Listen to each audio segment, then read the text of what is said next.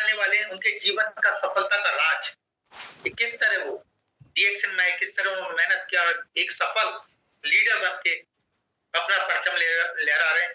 बहुत बहुत स्वागत औरान जी आपका आज के इस खास कार्यक्रम में।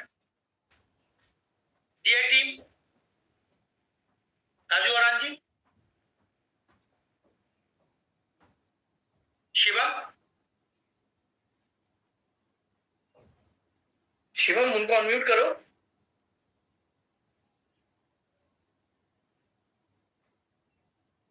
राजू औरान जी,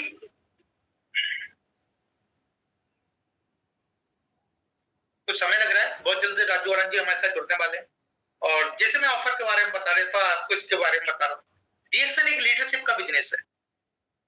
अगर आपको अगर इसमें सक्सेस होना है, जो सर डीएक्शन का एक जो हम बताते हैं फाइनेंशियल फ्रीडम प्राप्त करना, यानी कि फाइनेंशियल फ्रीडम बोले तो सिर्फ एक ही लाइन में अगर मैं समझाऊं कि पैसा आपके जीवन में कभी रुकावट पैदा ना करे, उसे हम फाइनेंशियल फ्रीडम कहते हैं।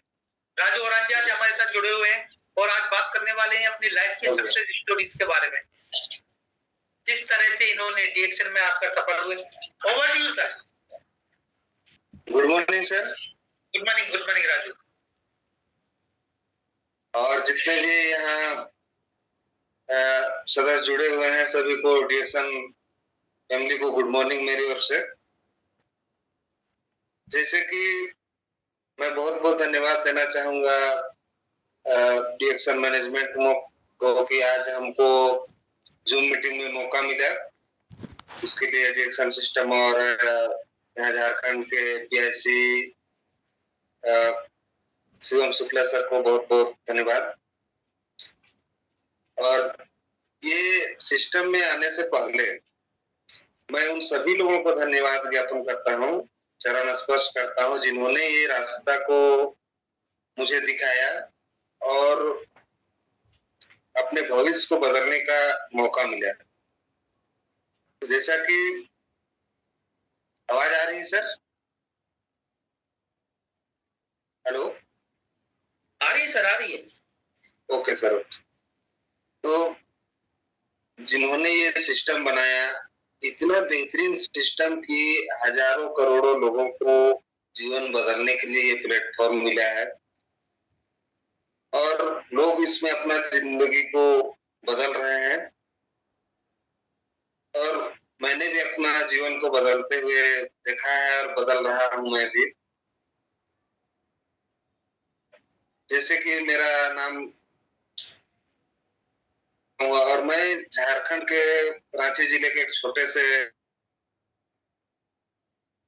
जहाँ की इसके बारे में बहुत कम लोगों को जानकारी थी और डीएक्शन से मुझे इंट्रोडक्शन कराने वाले लखन सर, उनके लिए दिल से धन्यवाद, चरण स्पर्श, क्योंकि उन्हीं के मार्गदर्शन में हमको ये 2017 में अक्टूबर महीने में ये अगस्त महीने में ये डीएक्शन मिला, डीएक्शन से परिचय हुआ और हेल्थ इश्यू के कारण हमको ये चीज मिला और परिवार में भी बहुत परेशानी थी और वो प्रोडक्ट को इस्तेमाल करते करते एक खुद में विश्वास जगा कि नहीं से प्रोडक्ट में बहुत दम है, क्योंकि ये गैनोडर्मस से बना हुआ प्रोडक्ट है जिसको कि हम लोग किंग ऑफ हर्ब्स के नाम से जानते हैं।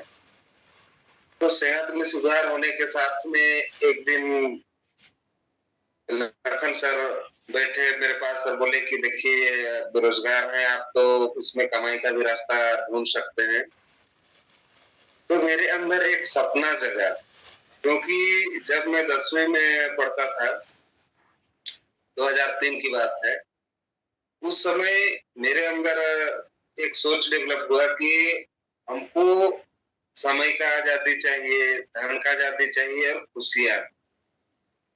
तो जॉब में इंटरेस्ट नहीं था मैं, तो इसी कि हमको आजादी चाहिए, इसलिए मैंने कई तरह की कंपनियां आई, तो 2-3 कंपनियां मैंने ज्वाइन किया।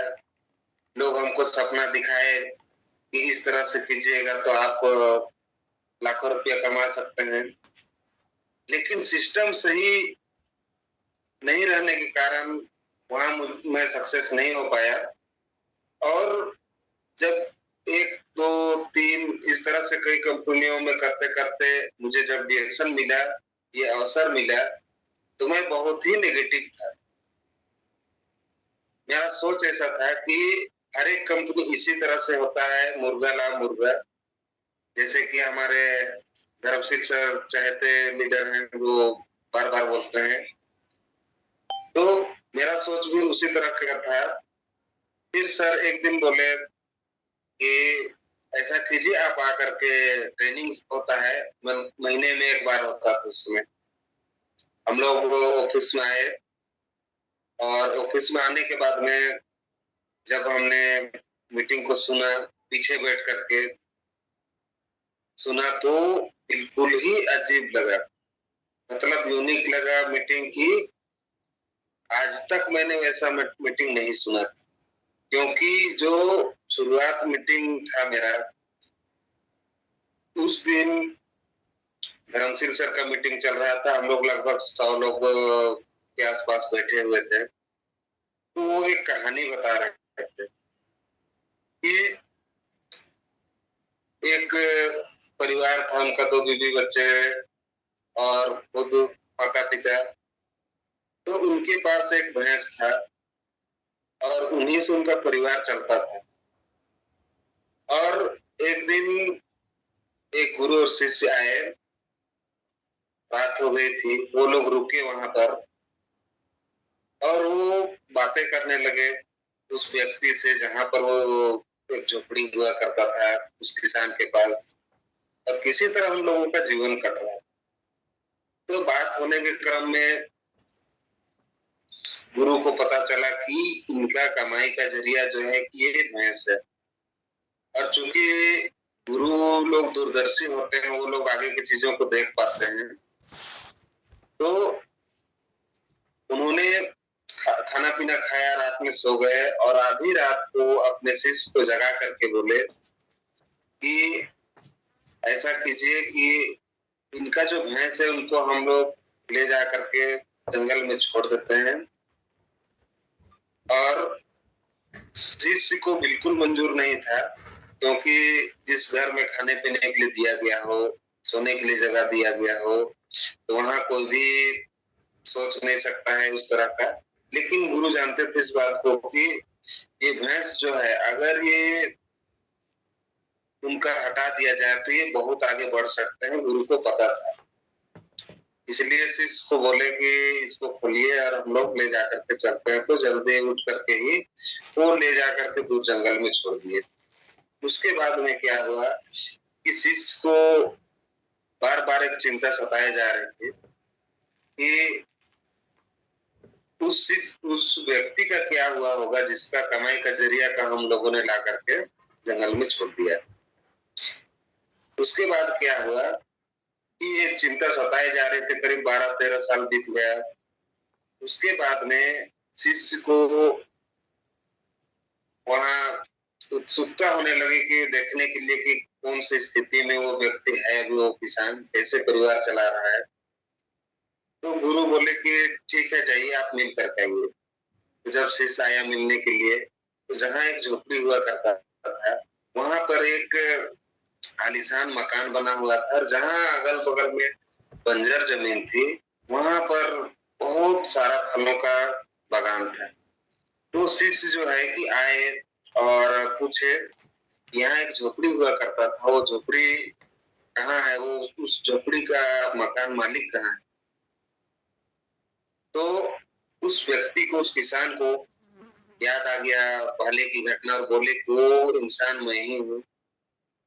और वो शिष्य को पहचान गया कि जिस दिन आप लोग यहाँ गुरु के साथ में आए थे, उस दिन आप लोग रुके और आप लोग सुबह उठ करके जल्दी ही चले गए। पता नहीं मेरी जो भैंस थी वो कहाँ चली गई, बहुत ढूंढे पर नहीं मिला।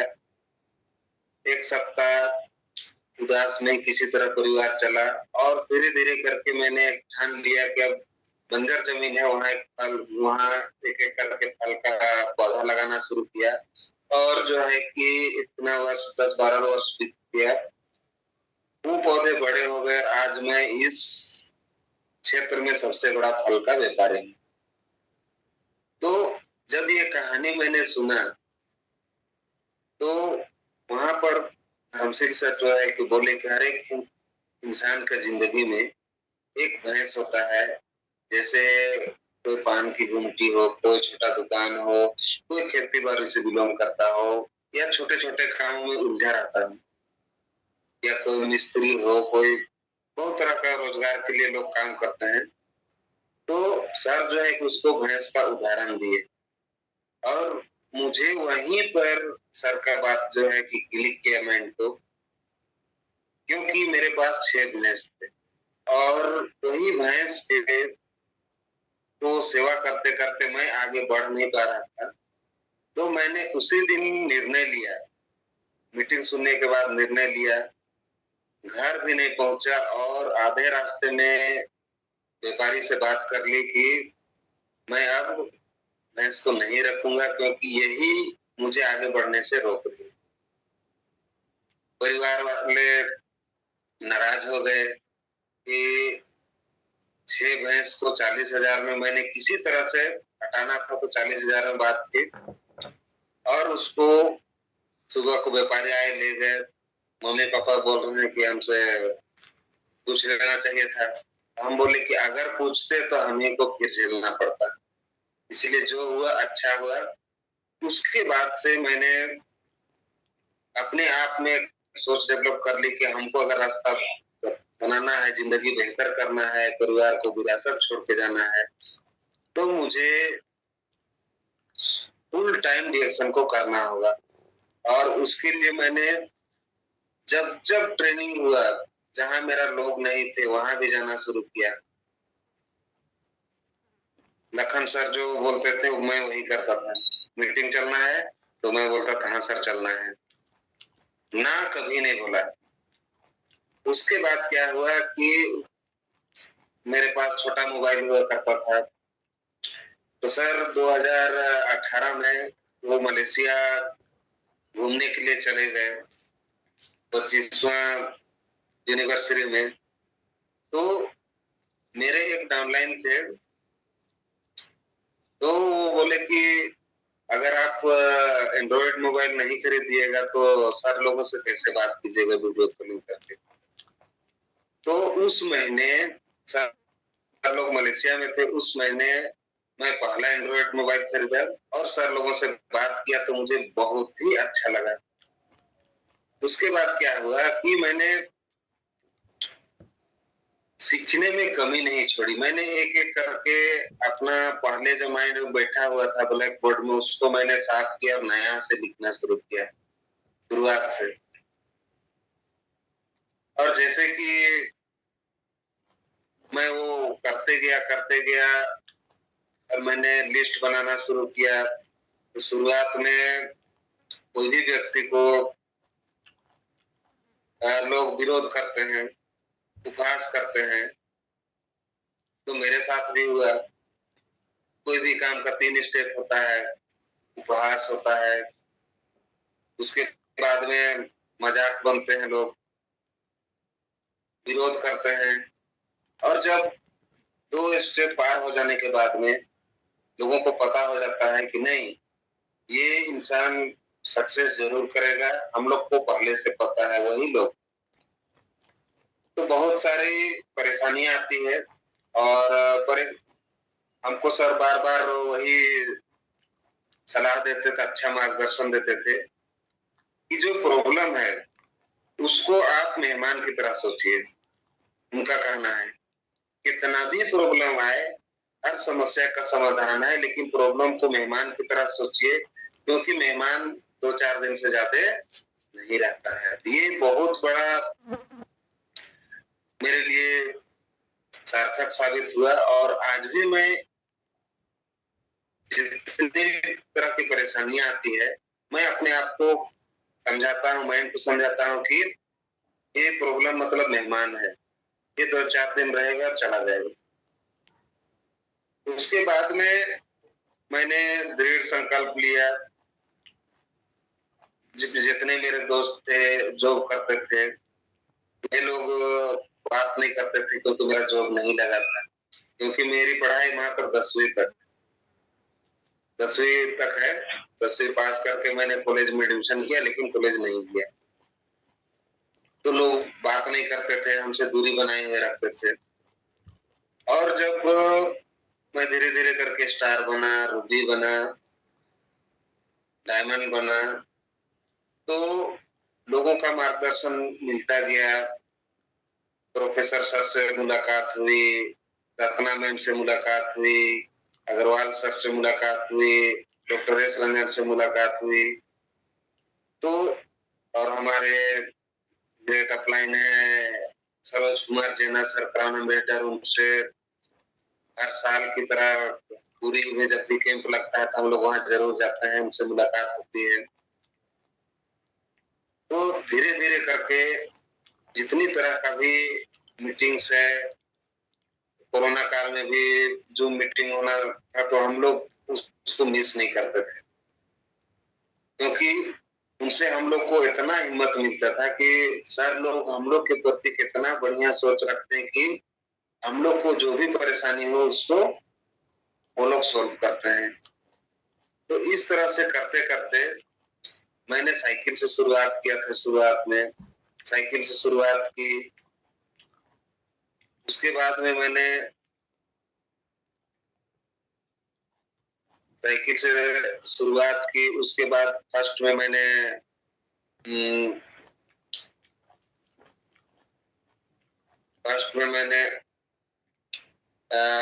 मोटरसाइकिल खरीदी। मोटरसाइकिल खरीदने के बाद में मैंने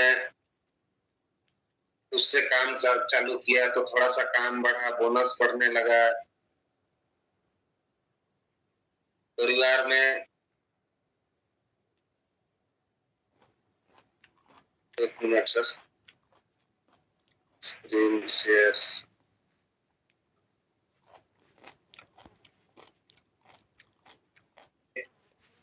आपने ये ऑफर को भी जानकारी दिया, तो जितना तरह का ऑफर निकलता गया मैंने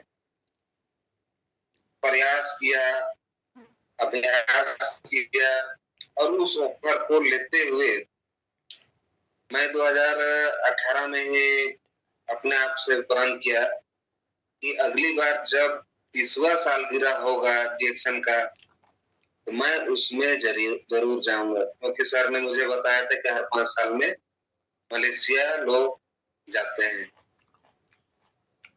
उसके बाद में क्या हुआ कि जब हम लोग गए तो मैं बहुत उत्साहित था कि एक आम आदमी, एक साधारण से साधारण आदमी, जो कि छोटे से गांव से, गरीब परिवार से बिलोंग करने वाला आदमी,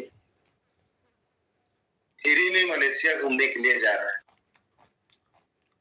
तो गांव के लोगों में, दोस्तों में भी बात ये फैलने लगी, और मैंने व्हाट्सएप में अपना स्टेटस में मैं उस चीज को डाला कि जैसे हम लोग यहाँ से चले गए दमदम, तो हम लोग के लिए कुछ अच्छा होने वाला था, ये हम लोग को संकेत मिल चुका था, क्योंकि जिस दिन हम लोग मलेशिया जाने वाले थे उस दिन 10 टिकट जो है कि वो पहले बिक चुका था, और हम लोग 10 लोग छूट गए। 10 लोग छूटने के बाद क्या हुआ कि कुछ लोग हम लोग के साथ में थे, जिसमें पंकज लाल सर थे गया से, और भी कुछ लोग थे।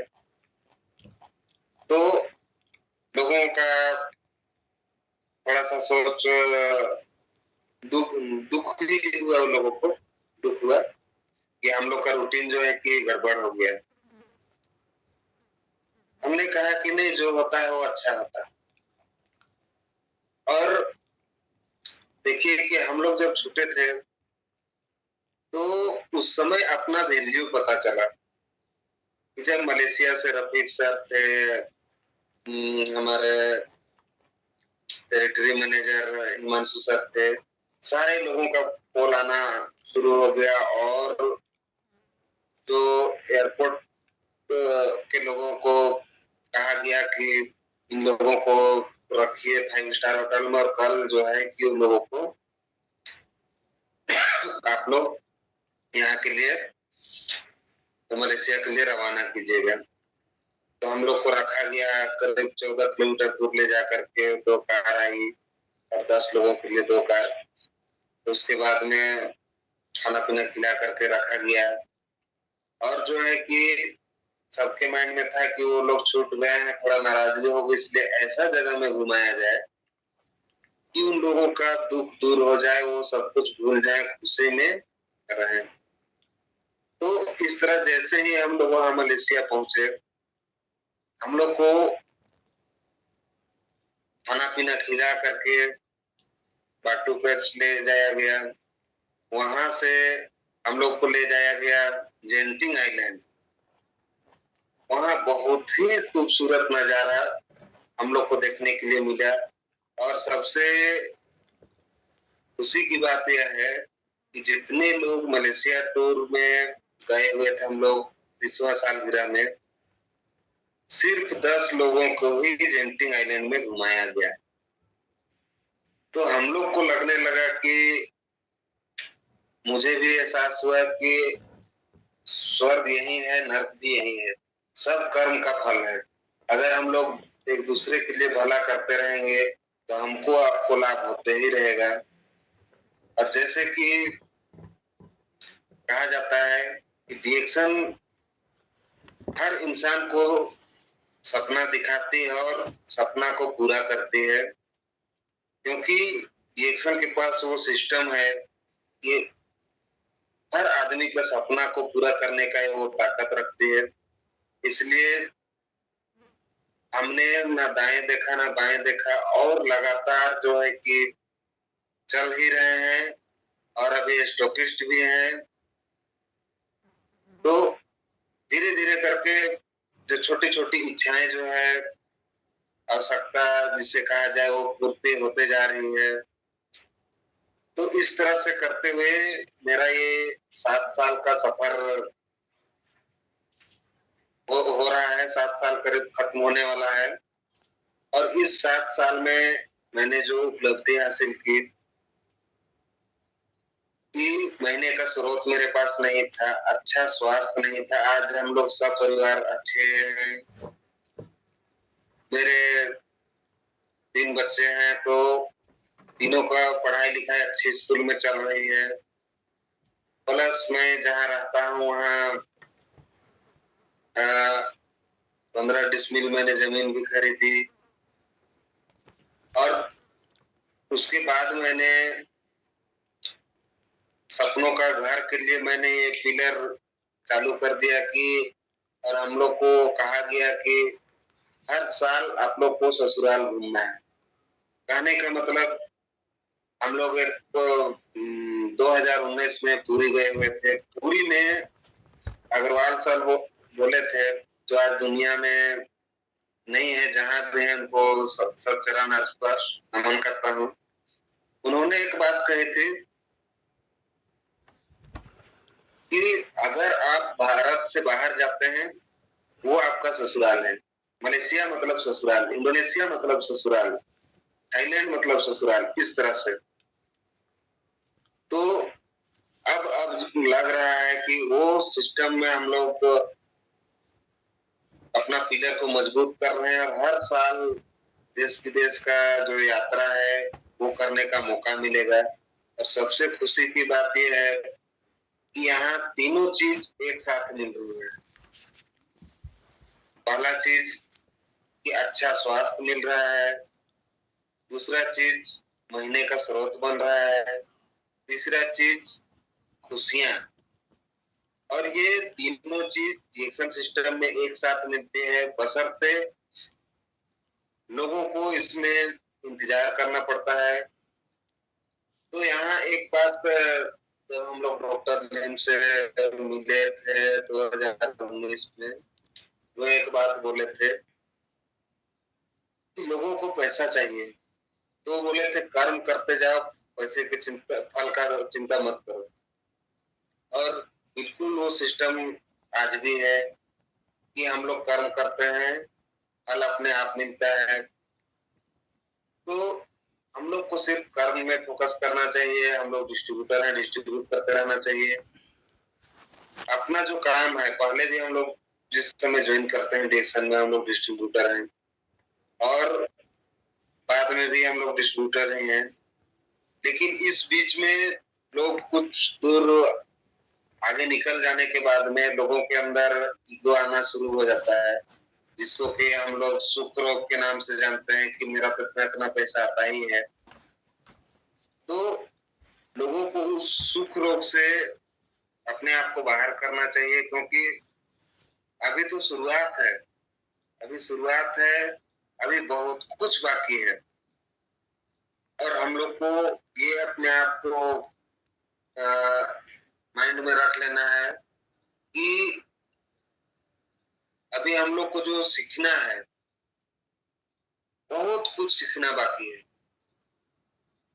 जैसे बहुत लोग कहते हुए मिलते हैं कि ऐसा ऐसा कंपनी बहुत आया, बहुत किया। तो हमारे गुरु लखन सर बोलते हैं, जो नदी पार कर चुका है वही नदी पार कर होने का रास्ता बता सकता है, अन्यथा जो नहीं पार किया है वो रास्ता को नहीं बता सकता, क्योंकि वो आपको डुबा मारेगा, क्योंकि वो खुद नदी पार नहीं किया है। तो उनका बात बहुत अच्छा लगा, दिल में लगता है सीधे। और हम जो भी अपलाइन है, जहां भी जाते हैं सीखने का प्रयास करते हैं और पहले अपने माइंड को ये बता देते हैं कि आज बहुत कुछ पकड़ करके लाना है, इसलिए माइंड को हम पहले मेकअप कर लेते हैं। तो हम बहुत कुछ पकड़ करके चले आते हैं, लिखने का बात होता है, लिखते हैं, रिपोर्ट करते हैं और उस चीज को फिर से दोहराते हैं कान में और अपने आप से एक सवाल करें कि जो ये सिस्टम बताया गया उसको तुलना करते हैं कि ये सिस्टम को करने से हम कितना दूर तक अपना गोल को सेट कर सकते हैं। तो एक कहानी में हम पढ़े थे कि हंस और बगुला जो है कि दोनों समुद्र किनारे चले जाते हैं, लेकिन बगुला जो है कि पेट भरने के लिए मछली हुआ, मेंढक हुआ, केकड़ा हुआ, उन सारा का शिकार करता है, लेकिन हंस जो है कि वहां से मोती चुनता है। तो दोनों के लिए समान परिस्थिति है दोनों के लिए, लेकिन बगुला सिर्फ पेट भरने के लिए सोच रहा है और हंस जो है कि सिर्फ मोती। तो मोती का कीमत कई गुना ज्यादा है। तो हमको आपको भी वही करना है। जब आप मीटिंग में शामिल होते हैं, जो लाखपति लोगों का माहौल है, करोड़पति लोगों का माहौल है, उसमें शामिल होते हैं, तो हमको आपको वहां से क्या ले पाते हैं ये खुद के ऊपर निर्भर करता है। कि स्कूल में जो हम लोग पढ़ाया जाता था, 35-40 स्टूडेंट हुआ करते थे, उनमें से कोई फर्स्ट आता था, कोई सेकंड, कोई थर्ड, और बाकी बात फेल हो जाते थे। तो इसका मतलब क्या हुआ कि सबके लिए समान अवसर, लेकिन हम आप परिवार में जो भी सदस्य है वो ऑटोमेटिक उस चीज का हकदार है कि हमने बगान लगाया है तो उस बगान का मालिक मेरा वंश है, मेरा बेटा करेगा, मेरा नाती करेगा, सब उसके लिए होगा।